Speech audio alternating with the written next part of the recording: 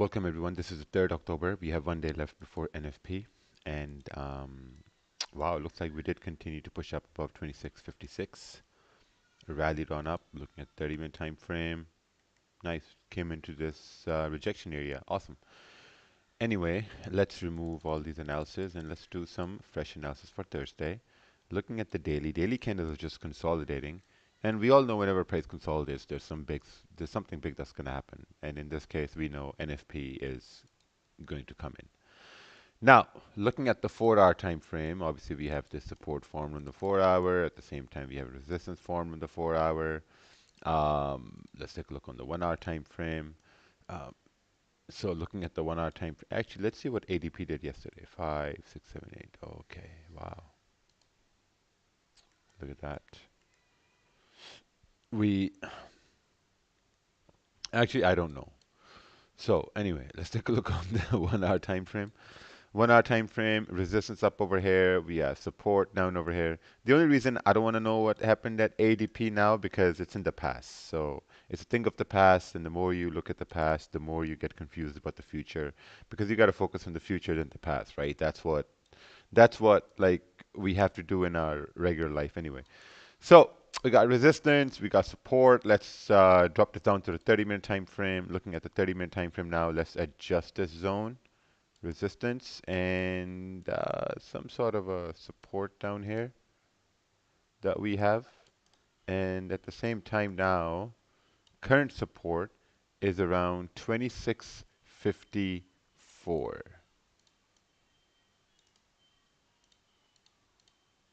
2654. And at the same time, let's say that we have another resistance around 2661. And that's going to be a range that we are in. If I measure this range, this is like a 70 pip range over here.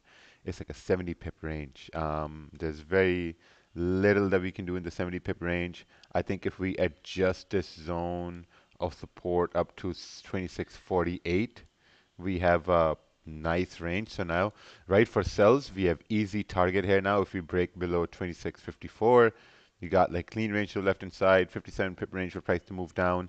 Currently over here, there's a little bit of a problem, and the problem is right here because look, as we're moving up on the 30-minute time frame, we have this resistance on the 30-minute time frame.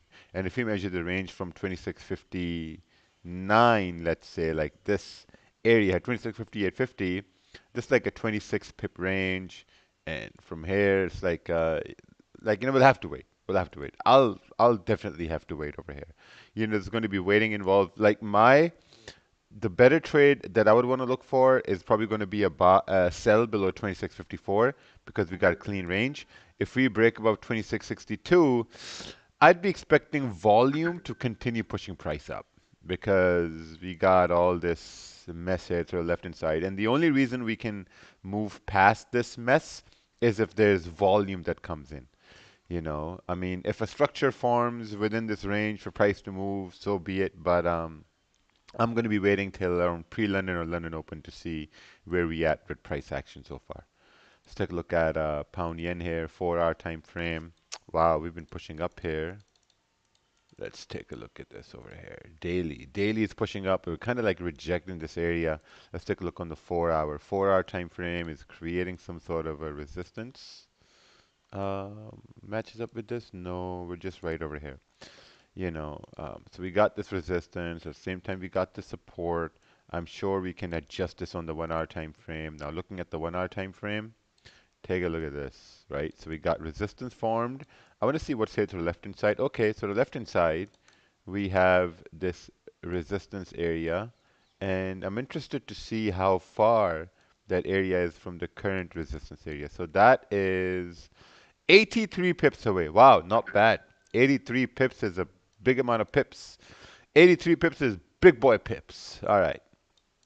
So currently, just consolidating on pound yen. So you can look at the candles. You can see how we're creating some sort of a support. Below the support, below the support, there's another support which is 21 pips away. Below the support, there's another support which is 20 pips away. So you know how big of a problem this is, right? This is like a massive issue over here. Because here's the thing. Below the support, another support is literally 22 pips away. Now the question is, if this candle closes below the previous candle, can you take a sell into the next support, which is 17 to 20 pips away minus spread? You got like 15, 16 pips left. No, very risky. The only way, again, the only way we'd be able to move through this area, because the idea is this, right? So whenever you trade, your idea is to grab the biggest move possible, or to grab the biggest candle possible, right? And now you got to ask yourself a question: when do big candles usually form? They form when there's volume in the market. You got pre-London, London Open, pre-New York, New York Open, NYC, London Close, and so on and so on, right? So at this point, there's no volume.